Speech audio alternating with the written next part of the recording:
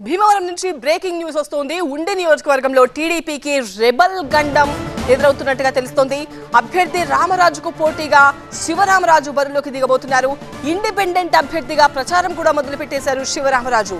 కుటుంబ సభ్యులు, అనుచరులు, అభిమానులతో ఆయన తీస్తున్న ర్యాలీ కూడా ఉండి నియోజకవర్గంలో ఇప్పుడు చర్చనీయాంశమైంది.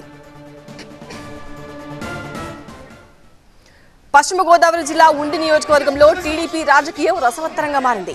వాస్తవానికి అక్కడ టికెట్ ను సిట్టింగ్ గా ఉన్న ఎమ్మెల్యే రామరాజుకి కేటాయించింది. అయితే రామరాజుకి మళ్లీ టికెట్ కేటాయించడాన్ని మొదటి నుంచి తప్పుపడుతూ వస్తున్నారు శివరామరాజు. ఒక దశలో అభ్యర్థి రామరాజు శివరామరాజును బుజ్జగించి మద్దతు కోరేందుకు ఇంటికి కూడా వెళ్లారు. కానీ ముఖం కూడా చూడకుండా వెళ్లిపోయారు శివరామరాజు. తాను కూడా ఖచ్చితంగా పోటీలో ఉంటానని ఆ రోజే సంకేతం ఇచ్చిన ఆయన ఇప్పుడు రెబల్ అభ్యర్థిగా ప్రచారం మొదలుపెట్టారు. 2019 ఎన్నికల తర్వాత దాదాపు 3 ఏళ్లు రాజకీయాలకు దూరంగా ఉన్నారు శివరామరాజు. 2 ఏళ్లుగా మాత్రం పార్టీకి అన్ని తానే నియోజకవర్గంలో పనిచేస్తూ వచ్చారు.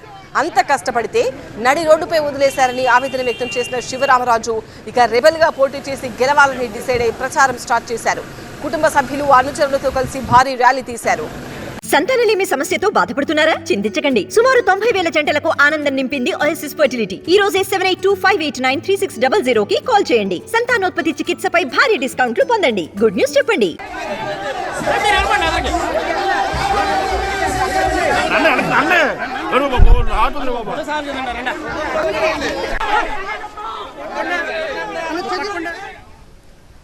టీవీ9 ప్రతినిధి రవి మరింత సమాచారం అందిస్తారు. రవి, ఉండి టీడీపీలో ఈ రెబల్ గండాన్ని టీడీపీ ఎలా ఎదుర్కోబోతోంది? చంద్రబాబు నాయుడు జోక్యం చేసుకుని ఏదైనా పరిష్కారం చూపే దిశగా ఆలోచిస్తున్నారు?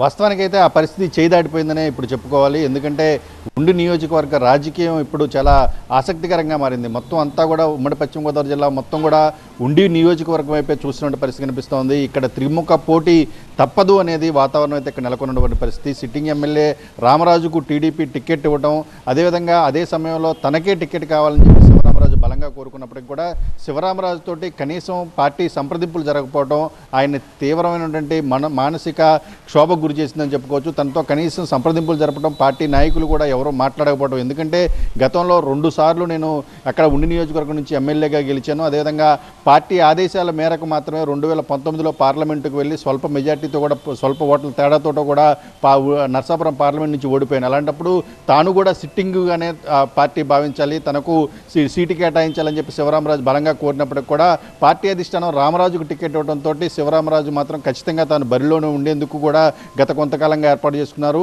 ఈరోజు మొత్తం భారీ ఎత్తున కూడా తన అనుచరులతో కలిసి ఉండి నియోజకవర్గంలో భారీ ర్యాలీ తీయటం అనేది రాజకీయంగా కూడా చర్చనీయాంశంగా మారినటువంటి పరిస్థితి.